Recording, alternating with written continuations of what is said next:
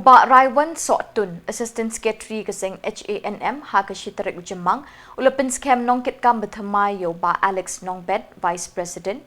but yoba Deforestar Renja, General Secretary, but yoba Francis Sotun, kum Publicity Secretary.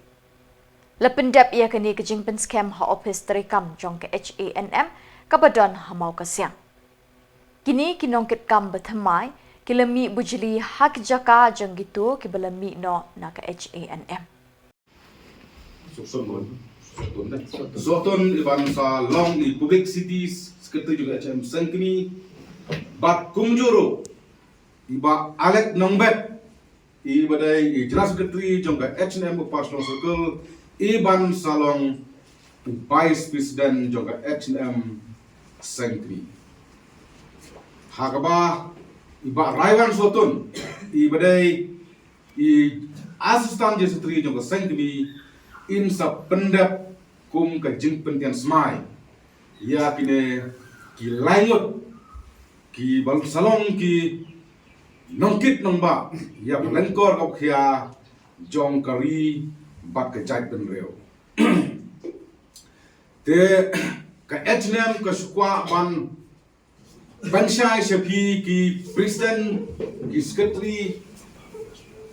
jong ki district ki per ki badon hak negeri ke ikajuni baka HNM nalor presiden kalabo sa arngot ki bay presiden ki banya kit ki lengkor bakya jong ka jait benreu jong ka jala meglea bat nalor secretary ka sisi kala thung sa arngot ki astan secretary Knang ba ka pensok ki rekom terekam kumno ban ai kejin syakri ba kam jalai susu ya kari bat kejat penreo Shikenten Argentin bawatla ki don katu katne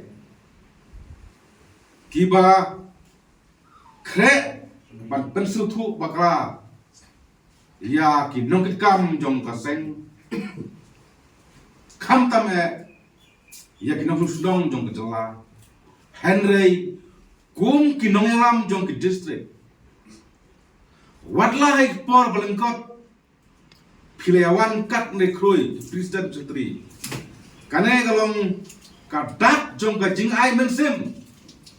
on tang yang au presiden barang ba Henry ya baro ki office beral ki badon haka central executive committee namar ni juong ba ki riuslur kim ju song thai banikun nimdei ki ba shuritan herangi don syak ka bensim ban ik yakari ka ba ik ka jung te nama kata ngam kwa on penslam